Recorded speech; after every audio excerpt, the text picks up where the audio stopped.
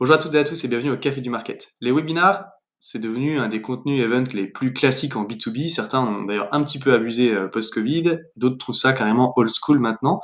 Pourtant, il est encore possible de sortir un petit peu du lot avec des événements live, notamment les summits qu'on commence à voir organisés un petit peu à droite à gauche. Pour parler de ce sujet-là, je suis aujourd'hui avec Lucille Borgne, qui est Head of Marketing chez Tomorrow. Bonjour Lucille.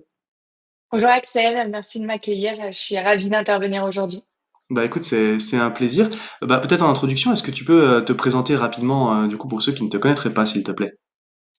Ouais, ça marche. Donc, je suis Lucille Borgne, je suis Head of Marketing de Tomorrow depuis 2 ans.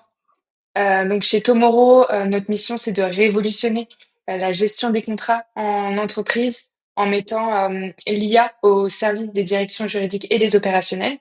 Pour faire simple, notre solution, elle couvre tout le cycle de vie des contrats, donc de la négociation enfin, de la création à la négociation, à la signature et au suivi. Nous, l'équipe marketing chez Tomorrow, elle est composée aujourd'hui de 3 personnes qui se concentrent principalement sur l'acquisition à notre stade, avec pour objectif principal de générer du pipe aux équipes sales grâce aux stratégies inbound et outbound. Évidemment, en parallèle, on développe de plus en plus les aspects branding, notoriété qui jouent un rôle clé dans notre croissance. Et pour ma part, avant de rejoindre Tomorrow, j'étais Dimension Manager chez Upflow, un SaaS spécialisé dans la relance de factures. Et avant cela, j'étais en agence d'inbound marketing. Donc mon expertise initiale, elle est vraiment autour de la Dimension, du SEO, du paid et du content marketing. Ok, ouais, effectivement, tu parles des enjeux de branding. Vous avez fait un renaming d'ailleurs aussi il y a pas très longtemps, Ouais, parce que il y a un an, ouais, c'est un ouais, super projet. gros projet effectivement. Bon, c'est pas le sujet d'aujourd'hui, mais pourquoi pas à l'avenir pour une deuxième édition. Donc aujourd'hui, je le disais, on va parler donc de Now 2024 que vous avez organisé donc récemment. Est-ce que tu peux nous expliquer un petit peu donc le concept de l'événement, du coup, qu'est-ce que c'est et à quels enjeux ça répondait? Pourquoi est-ce que vous avez choisi de développer ce format-là? Ouais, ça marche. Donc Now, ça a été vraiment une super expérience, une belle réussite dont on est fier. Pour redonner un petit peu de contexte sur ça, donc l'idée initiale, c'est Thibaut Kaouda qui est cofondateur et CRO de Tomorrow qui l'a eu. Mais enfin, dès mon arrivée, il y a 2 ans, je pense qu'il l'avait déjà évoqué. C'est reparti, on y a repensé en Q2 parce que les webinars marchaient bien. Et on a rapidement vu qu'en s'associant avec les bonnes entreprises, en choisissant des speakers pertinents et en traitant les bons sujets, évidemment, on arrivait à obtenir des excellents résultats, notamment sur l'acquisition. Et donc, on a voulu aller un petit peu plus loin que de simples webinars tester ce format Summit. Euh, donc c'était un petit peu short en termes de timing vu que on en a parlé en Q2. L'idée c'était de le faire sur Q3, Q4. On a une team qui est assez limitée en termes de ressources, mais on s'est dit que fallait y aller, il fallait tester de le faire sur cette période-là. J'ai pas mal discuté avec nos collègues de Agora Pulse qui font l'Agora Summit, avec PlayPlay aussi pour le Ouais. Content Summit. Et en fait, ces discussions, elles nous ont vraiment inspirés. C'était vraiment motivant et je pense que c'est aussi une expérience humaine parce que tu as plein de speakers, tu échanges avec beaucoup de personnes et c'est un challenge qu'on a voulu prendre parce que voilà, ça permettait à la fois de scaler ce qu'on faisait sur les webinaires, mais aussi de pouvoir échanger et faire du contenu ultra quali. Ok. Ouais, donc vous faisiez en fait des webinaires, donc lead gen, on va dire. L'objectif c'était essentiellement ça. Ça fonctionnait bien, donc vous vous êtes dit en fait on va passer à l'échelle, organiser un événement d'une ampleur un peu plus importante. Et donc en fait c'était quoi? C'était une journée de conférences en ligne, c'est ça? Ouais, c'est ça. Donc sur toute une journée, on a organisé 8 conférences. Donc Ouais. c'était le 10 octobre. Donc l'idée, c'était vraiment de, de proposer des thématiques du moment qui intéressaient notre cible. Donc nous, notre cible, c'est principalement les juristes et les directeurs juridiques. Donc on a parlé d'IA, de gestion de carrière, des Ok. contrats, durabilité. Donc c'était un mix de contenu top of funnel, middle et bottom of funnel. En termes d'intervenants, on a vraiment voulu avoir des leaders d'opinion de grandes entreprises. Donc, on a réussi à avoir des super speakers. Et donc, c'est ça aussi qui a fait un petit peu la réussite du summit. Et après, en termes de comment ça se déroule sur la journée, on a pris une plateforme qui est un petit peu plus poussée qu'une simple plateforme de webinaire, qui permet de s'inscrire au summit via un formulaire. Et derrière, les personnes, elles arrivent dans une sorte d'accueil où elles peuvent aller voir tous les contenus sur la journée qui leur plaisent. Ok, bah, du coup, c'est quoi l'outil? Tiens, si on C'était peut. Hermit. Ok, Hermit. Hermit. On Ouais, c'est regardera comme un, ça. un bon outil. Ça marche. Il y On avait prend. Goldcast aussi, mais c'était un petit peu plus cher pour un test. Écoute, on prend aussi les recos d'outils du coup. Bah, tu l'as dit, parce qu'au final, tu me fais la passe D sur la question d'après. Le succès d'un événement comme ça passe évidemment par la qualité des speakers, euh, ce qui est une vraie problématique, surtout quand tu es sur une première édition, parce qu'au final, quand tu as déjà des références, c'est plus facile de faire venir du monde. Moi, je le vois très bien avec le podcast, tu vois, effectivement, maintenant que tu as beaucoup d'historique et puis que tu as eu des beaux invités, bah, c'est plus facile de faire venir ceux d'après. Comment est-ce que vous avez procédé pour aller chercher les premiers noms, même si du coup, vous aviez déjà une petite expérience avec les webinaires? Oui, bah, ce qui est sûr, c'est qu'on a tout de suite compris que ça allait être clé d'avoir les bons speakers. Nous, on est passé par le réseau des fondateurs, des Ouais. investisseurs, des partenaires aussi, de nos clients, pour vraiment avoir les intros. En plus, on a commencé à contacter les personnes avant l'été, donc c'était un petit challenge supplémentaire de pas avoir de retour pendant les vacances. Ouais. Mais je pense que ce qui a pas mal joué, c'est d'être pertinent dans l'approche. Donc c'est-à-dire bien choisir enfin définir d'abord les sujets et ensuite définir les speakers en fonction du sujet. Euh, Par rapport par exemple aux conférences qu'ils ont pu faire auparavant ou à leur sujet un petit peu de prédilection. Et ça, c'est en échangeant du coup avec les personnes qui font les intros. Par exemple, on a interviewé Alexandre Menet qui est GC chez L'Oréal. On savait qu'un de ses gros sujets, c'était tout ce qui était durabilité, sustainability. Ben, on l'a contacté avec cette approche en disant, bah, voilà, on veut faire une conférence sur ce sujet-là. Est-ce que vous seriez intéressé pour intervenir? Pareil, tout ce qui était développement de carrière. Euh, on a Clémence de Pertuis, donc qui est DJ enfin, qui était DJ chez JobTeaser et qui a évolué. En fait, on savait que c'était ultra pertinent de la contacter elle. Mhm. On a eu les premiers speakers, ça a eu un petit peu un effet boule de neige. On a pu dire, bah voilà, il y a un tel, un tel, un tel qui participe, et là, ça a été aussi beaucoup plus facile. Ah ouais, effectivement, c'est ce que, bah, enfin, on revient sur ce qu'on disait juste un peu dans la question, mais une fois que tu as bloqué les premiers créneaux, tu peux effectivement jouer là-dessus pour faire revenir les autres. Donc du coup, les premiers, au final, vous êtes passé ça par des gens, par du réseau, comme tu l'as dit, des fondateurs et des investisseurs aussi. C'est ça qui est intéressant, potentiellement d'aller mobiliser du coup des gens que vous connaissez parce que c'est plus facile quand tu as une intro, quoi. Oui, oui, c'est sûr.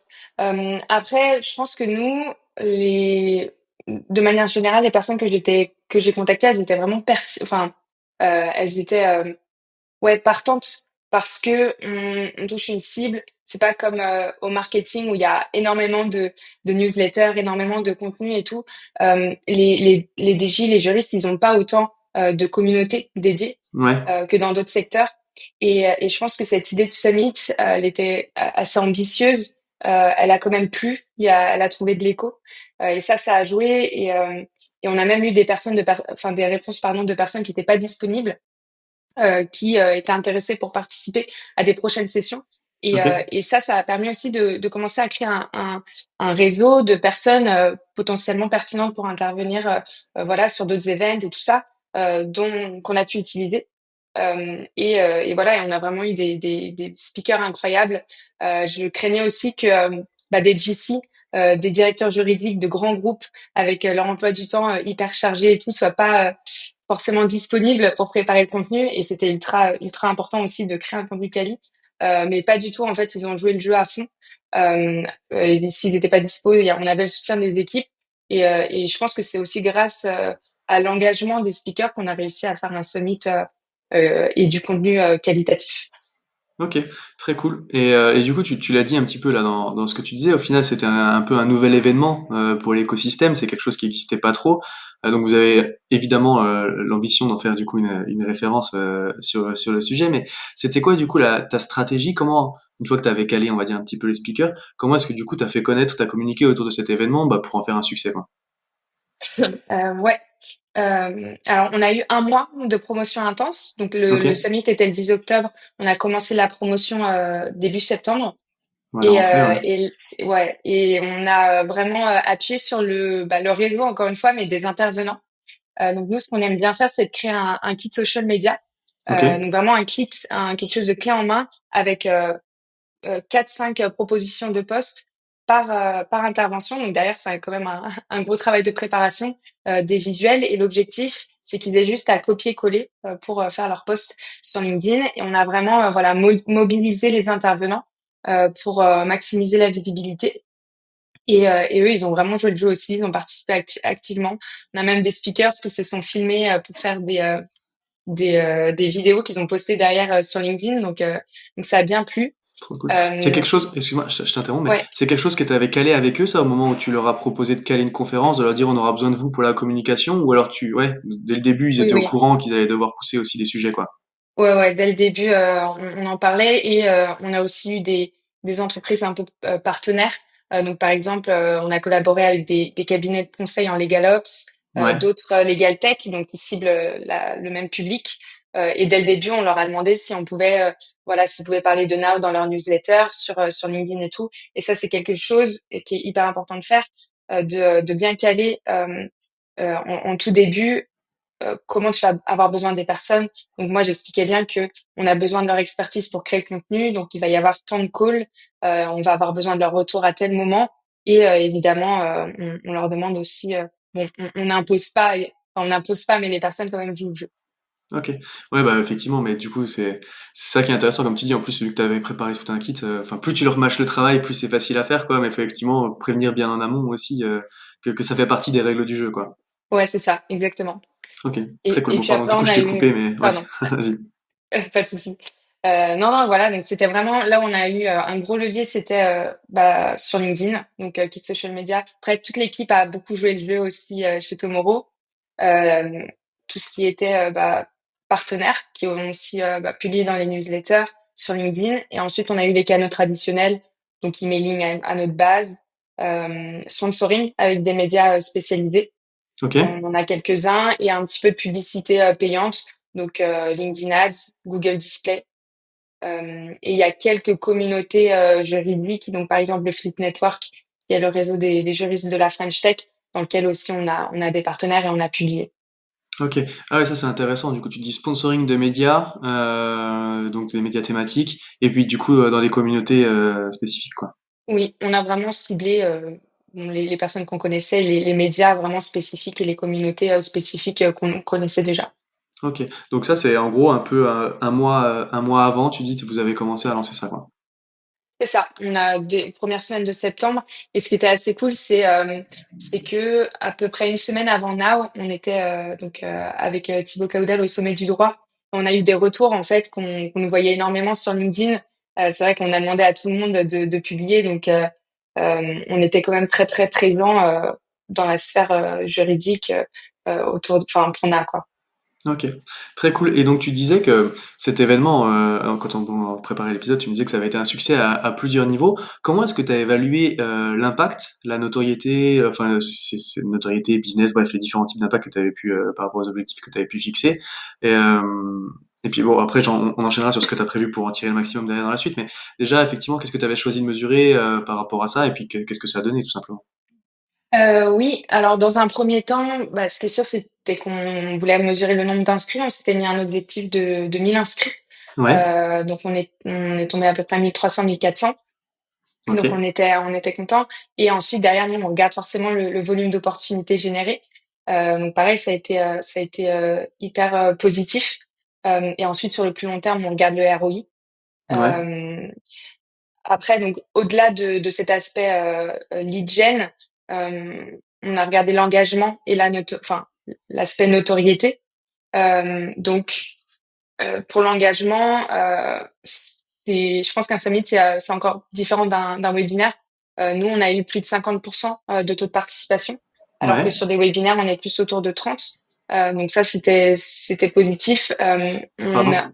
Quand tu comptes le taux de participation, du coup, c'est des personnes qui se sont inscrites à la journée et qui sont venues à un des événements de la journée. C'est ça, ouais. Ok, ouais. Ouais, Oui, donc vu oui, qu'il y a plusieurs événements, du coup, forcément, ça augmente le taux de participation certainement aussi, oui. ouais. Il y a pas beaucoup de personnes qui ont regardé Il y toutes en a qui les ont tout confs fait, en ouais. entier, mais il y en a au moins une qui a tout fait, donc ouais, on était assez contents de ça. Et non, le temps de participation, c'était Ouais. 2 heures et demie. donc c'était quand même beaucoup sur une Ouais. journée. Euh, et, euh, et oui, à chaque conf, je sais plus, mais je pense qu'en moyenne, il y avait 200 personnes par conférence. Et dès le talk d'entrée, on était assez surpris. Moi, je m'attendais, en fait, entre 9h15 et 9h30, avant la première conférence, il y avait 15 minutes d'intro par Mhm. nos cofondateurs Thibaut et Antoine. Et moi, je pensais qu'il allait y avoir 15, 30, 30 inscrits. Et en fait, dès 9h, il y avait déjà plus de personnes, plus de 100 personnes, pardon, qui attendaient en fait le début du summit. Donc c'était une bonne surprise. Ok, ouais, effectivement, tu dis donc beaucoup d'engagement, un taux de participation élevé. Effectivement, tu dis 2 heures et demie en moyenne de participation, ça veut dire qu'ils ont tous fait plusieurs conférences, quoi. Enfin, Oui, bah ouais, oui, oui, au moins bah, deux à peu près. ok. Deux, C'est- trois conférences. Ouais, c'est énorme. Et ouais, donc tu as dit après, derrière, vous avez mesuré effectivement le nombre d'inscrits, volume d'opportunités, puis bon, bah, après le ROI, quand on est sur des cycles de vente qui sont un peu longs, potentiellement c'est encore en cours, quoi. Oui, oui, oui, c'est ça. Et après, même en termes de notoriété, ce qui a été ultra positif, c'est les retours qu'on a eus sur la qualité du contenu. Donc ça, Ouais, c'était un point, enfin, c'était un enjeu ultra important pour nous dès le début. Euh, donc derrière, que ce soit les clients, les prospects, puisque derrière, il y a aussi, enfin, la team SDR a contacté les personnes pertinentes. Et même si ça n'a pas abouti à des opportunités, etc., on nous a fait quand même des retours assez positifs sur la qualité du contenu.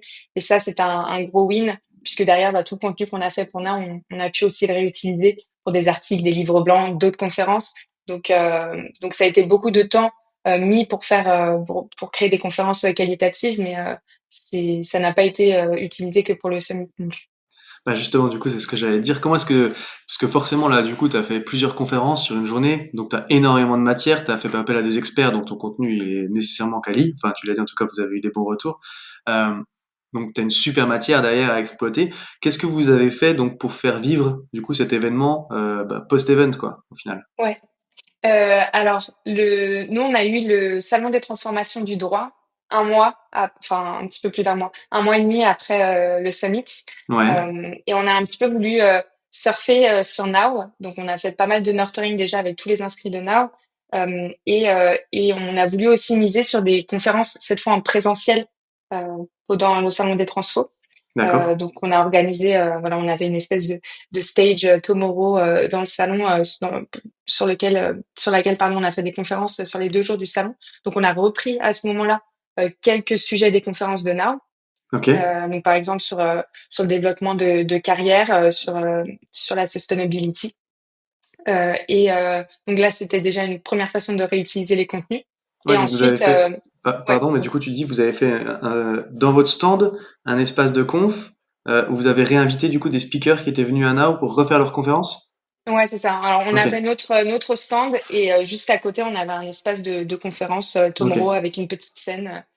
Et oui, on a réinvité des speakers. J'ai aussi invité des speakers qui n'avaient pas pu participer à ouais, Now, qui n'étaient pas disponibles, mais qui étaient très partants. Et donc, c'est ça aussi le petit aspect réseau de speakers qu'on peut se créer parce que du coup, forcément, on a contacté énormément de personnes à la base pour Now et il y avait beaucoup de personnes qui étaient partantes. Et après, on a décliné, enfin, on est encore en train de décliner des contenus en livre blanc, articles de blog. Il y a certainement des sujets, voilà, qu'on va reprendre peut-être pour faire des webinaires ou autres. ok. Vous avez exploité du coup l'aspect vidéo ou pas du tout?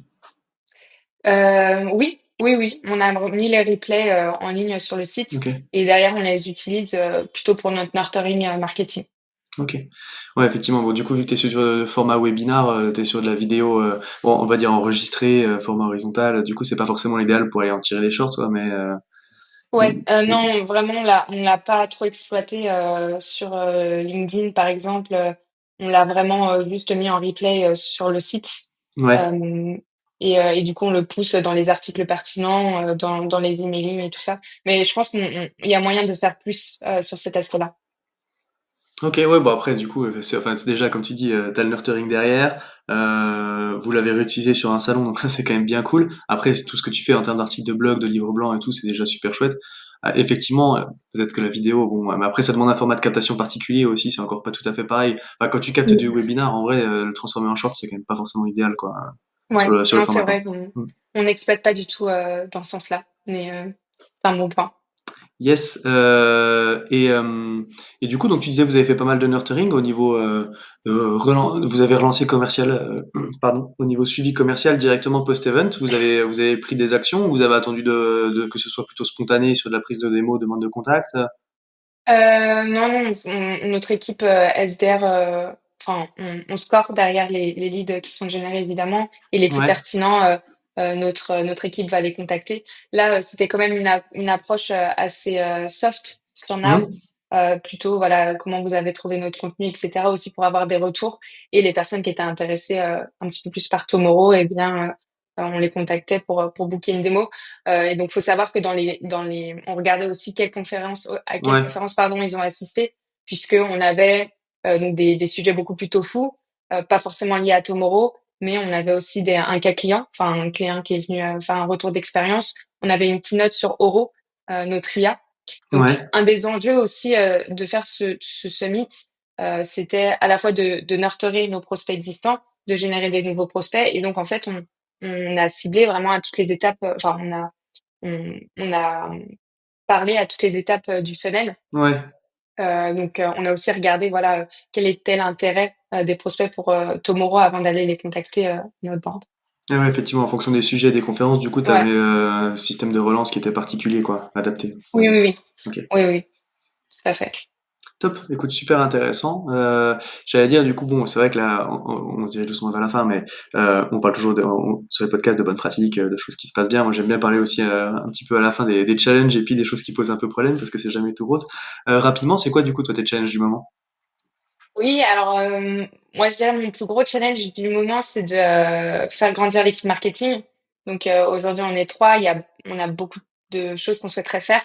Donc c'est comment structurer l'équipe pour avoir la team la plus performante pour nos prochains challenges. On va refaire un NOW cette année. J'aimerais bien en faire 2 par an, mais ça demande Ouais, beaucoup de ressources. Donc aujourd'hui, je demande pas mal de conseils, voilà, mais évidemment chaque business a ses propres besoins, et nous, il faut qu'on ait vraiment, enfin qu'on faut qu'on réfléchisse à la structure la plus pertinente par rapport à nos besoins. Donc voilà, c'est un petit peu les enjeux du moment. ouais, structuration d'équipe, management, c'est des sujets qui sont toujours, enfin, je veux dire, on en parle Ouais. souvent, tu vois, enfin, déjà sur le podcast, c'est déjà des sujets qui étaient abordés, et puis dans la communauté aussi, c'est des questions qui reviennent, quoi.